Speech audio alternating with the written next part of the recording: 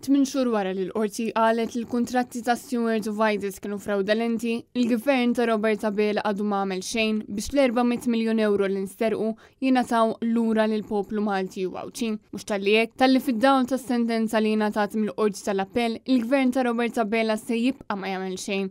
Skont Clyde Caruana qed jistennew is-sentenza tal-arbitraġġ internazzjonali. F'dak kollu li għandu x'jaqsam ma' din il-kawża nifhem li għadu għaddej ukoll l-istanza fl-arbitraġġ barra l-pajjiż u allura inħallu f'idejn ukoll anke l-qrati barranin sabiex jagħtu l-verdett tagħhom. Din it-tweġiba ta' Clyde Caruana tikkonferma li mill-ġdid il-gvern ta' Robert Abela qed jieħu l-attitudni ta' xejn mhux xejn u ħadd ma jrid iġor responsabilità għal din il-frodi. Aktar minn hekk meta mistoqsi jekk bħala Ministru li hu responsabbli mill-finanzi tal-poplu Malti u Awċi iħoss li l-kollużjoni bejn il-gvern u Vitis kienx tal-mistħija u żamm silenzju assolut, tant li ma rridx jikkummenta aktar tal-mistħija li kien hemm kollużjoni bejn il-gvern u Vitis.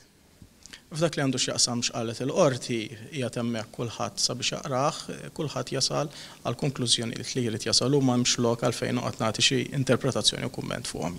Ġifrinti għalik mhix tal-mistħija? Le, naħseb ir-risposta li tajtek hija ċara li dak li qalet il-qorti qed hemmhekk biex kulħadd jaqrah u kulħadd jasal għall-interpretazzjoni li jrid tieħu. U minkejja li dan l-istazzjon fl-aħħar sigħat xandar filmati xokkanti għall-aħħar tal-istat li bħalissa jinsab fih l-isptar San Luqa, il-Ministru Clyde Caruana qalilna li tkun xi ħaġa qarrieqa jekk ngħidu li ma sar xejn.